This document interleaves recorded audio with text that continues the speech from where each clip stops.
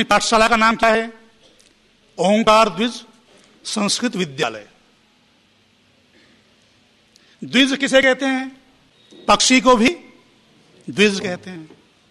द्विज का शाब्दिक अर्थ है जिसका 2 बार जन्म हो, जिसका दूसरा जन्म हुआ हो।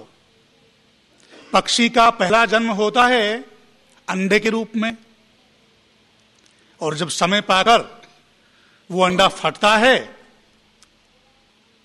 तो उसका दूसरा जन्म होता है, पूरा शरीर उसका बन जाता है पक्षी का तब। इसलिए पक्षी को द्विज कहते हैं। और हमारी वर्णाश्रम परंपरा में ब्राह्मण, क्षत्रिय और वैश्य, इन तीनों को भी द्विज कहते हैं। क्यों कहते हैं? पहला जन्म तो उनका माता पिता के संबंधों से हुआ, गर्भ से हुआ, और दूसरा जन्म गुरु के मुख से हुआ। तम मुखतो जनयते, गुरु उसको मुख से जन्म देता है, मुख से पैदा करता है, तब वो द्विज बनते हैं, क्योंकि उनका भी दूसरा जन्म हो गया है। केवल ब्राह्मण नहीं, क्षत्रिय भी और वैश्य भी, तीनों द्विज हैं। शुद्ध द्विज क्यों नहीं है? वो पढ़ नहीं पाया, उसको अवसर नहीं मिला, उसकी बुद्धि सम्यक नहीं थी, उसकी बुद्धि विकसित नहीं हो पा रही थी, इसलिए वो विद्या का अध्ययन नहीं कर पाया, इसलिए उसका नाम द्विज नहीं हो सका।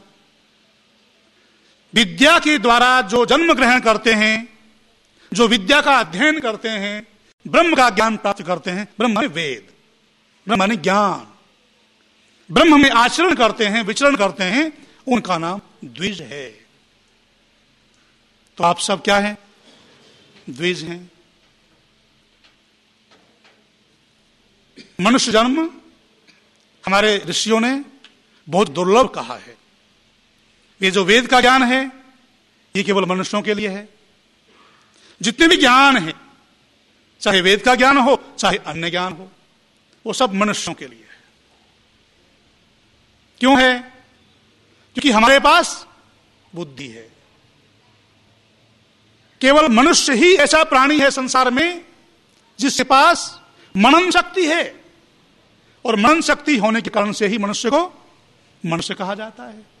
मननात् मनुष्यः मत्वा कर्माणि सिव्यति, जो मननशील होकर के अपने कार्यों को करता है इसलिए उसे मनुष्य कहते हैं। हमारे पास चिंतन करने के लिए मनन शक्ति है, और उस मनन शक्ति को व्यक्त करने के लिए वाणी की शक्ति है। वाणी की शक्ति भी मनुष्य के अतिरिक्त संसार में किसी भी प्राणी के पास नहीं है। मनन शक्ति, वाणी की शक्ति, और उस वाणी की शक्ति को कर्मों में ढालने के लिए, व्यवहार में ढालने के लिए पानी की शक्ति भी हमारे पास है। पानी माने हाथ। किसी पशु पक्षी के पास हाथ तो नहीं है ना। मनन की शक्ति, वाणी की शक्ति और पानी की शक्ति, इन तीनों की शक्ति होने के कारण से मनुष्य को ब्रह्मांड का सबसे सर्वश्रेष्ठ प्राणी कहा गया। इसे ही कहते हैं मन, वचन और कर्म। यन मनसा ध्यायति तद वाचा वदति। मनुष्य जैसा मन में विचार करता है वैसा ही वाणी से बोलता है, और जैसा वाणी से बोलता है वैसा ही कर्मों से करता है। और यद कर्मणा करोति तदभि संपद्यते, और जैसे कर्म करते हैं वैसा ही व्यवहार चल पड़ता है। और ये विशेषता केवल मनुष्य के पास है। इसलिए बाबा तुलसी कहते हैं, बड़े भाग्य से मानुष तन पावा, सुर दुर्लभ सब ग्रंथन गावा। ऐसी इस मनुष्य योनि में जन्म लेकर आपको और हमें द्विज बनने का सौभाग्य प्राप्त हुआ है। जब आपका यज्ञोपवीत संस्कार हुआ होगा, जब आप यहां पढ़ने के लिए आए होंगे, उपनयन संस्कार और वेदारंभ संस्कार दोनों साथ साथ हुए होंगे, तब आपके आचार्य ने आपको कहा होगा वाचा ते शुंधामी, मैं तेरी वाणी को शुद्ध करता हूं। आचार्य कहता है, वेद मंत्र है, आचार्य उपनयमानो कृणुते गर्भमंत। आचार्य अपने शिष्य को गर्भ में धारण करता है। किस गर्भ में? मुख रूपी गर्भ में। और उस मुख से, मुख तो जनयते, मुख में, मुख के द्वारा मस्तिष्क में विद्या का दान दे करके उसे द्विज बनाने के लिए संकल्पित होता है। हरियाणा के भिवानी में एक साधारण ग्रामीण परिवार में जन्मे वैदिक पर्यावरणविद, वेद एवं भारतीय संस्कृति के प्रखर चिंतक एवं ओजस्वी वक्ता आचार्य डॉक्टर संजय देव ने 1980 में मीनाक्षीपुरम धर्मांतरण कांड से विशेष उद्वेलित होकर आजीवन भारत माता की सेवा तथा सनातन वैदिक धर्म का कार्य करने का संकल्प लिया और इसी भावना से वैदिक संस्कृति, इतिहास एवं संस्कृत का विशेष अध्ययन किया। मात्र 17 वर्ष की अवस्था में उन्होंने पाणिनि महर्षि द्वारा लिखित प्राचीनतम संस्कृत व्याकरण की पुस्तक अष्टाध्यायी के 4000 सूत्रों को मात्र 32 दिनों में कंठस्थ किया। मूल यजुर्वेद, गीता तथा चाणक्य नीति दर्पण को संपूर्ण रूप से एवं वेद, मनुस्मृति, रामायण, महाभारत आदि ग्रंथों के हजारों मंत्रों एवं श्लोकों को भी कंठस्थ किया।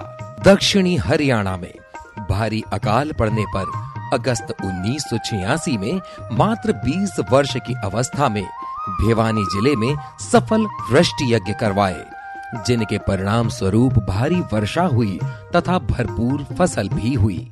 इसके पश्चात ही वैदिक पर्यावरण विषय की ओर इनकी रुचि हुई तथा आगे चलकर वर्ष 2001 में देवी अहिल्या विश्वविद्यालय इंदौर ने आपको वैदिक पर्यावरण विषय पर डॉक्टरेट प्रदान की।